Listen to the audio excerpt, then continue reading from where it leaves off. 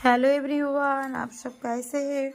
तो आज एक एक्सरसाइज आपको दिखा रही हूँ क्योंकि वो जिनको बैक पेन का प्रॉब्लम है वो ये एक्सरसाइज कर सकते हैं। घर बैठकर आप एक्सरसाइज कर सकते हैं। देखिए आपका बैक पेन का जो प्रॉब्लम होता है ना वो ज़्यादा एक्सरसाइज हम लोग नहीं कर पाते हैं बैक पेन की वजह से। ये एक्सरसाइज हर डे करिए, पर डे करिए, एवरी डे करिए।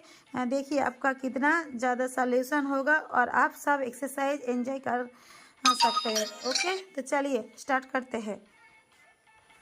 ओके, चलिए देखिए कैसे कैसे हो रही है, কেমন কেমন হচ্ছে প্লিজ একটু দেখুন। এভাবে স্টেপ বাই স্টেপ আপনি করতে পারেন, কারণ যাদের ব্যাক পেনের সমস্যা সত্যি তারা সব রকম অনেক কিছু প্রবলেম ফেস করেন, বাড়ির কাজের বলুন কিংবা নিজের শরীরের বলুন, সব কিছুই প্রবলেম ফেস করেন আর কি। ওকে, তো এগুলো আপনি ভীষণ রিলিফ পাবেন এক্সারসাইজ করলে। 1 নম্বর 2 নম্বর যেটা আপনাকে করতে হবে, ফার্স্ট যেটা আপনাকে করতে হবে সেটা কিন্তু মেঝেতে কিছু একটা বিছিয়ে নেবেন। খালি মেঝেতে করবেন না আর ভরা পেটে করবেন না। ওকে, স্টেপ বাই স্টেপ আপনাদেরকে দেখাচ্ছি যাতে বুঝতে সুবিধে হয় আর খুব সুন্দরভাবে করতে পারেন।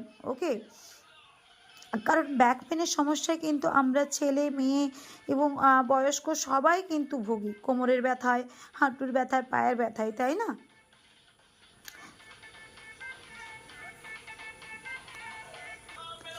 চলুন 2 নম্বর এক্সারসাইজ আস্তে আস্তে করে তুলবেন। ওকে, এত স্পিডে জোরে একটু আস্তে আস্তে করে আপনি তুলবেন, নিজের সুবিধে মতো করে আস্তে আস্তে করে তুলবেন।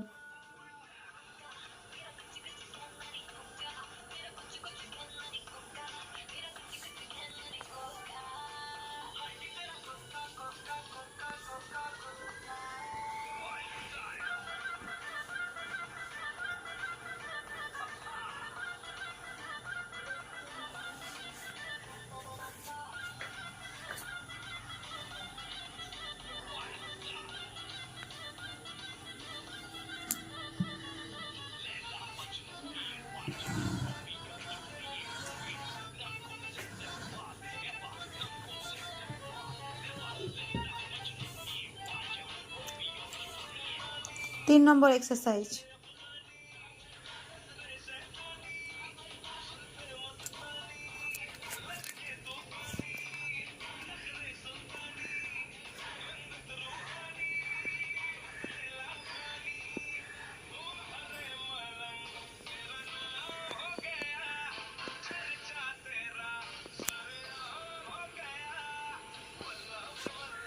4 নম্বর এক্সারসাইজ।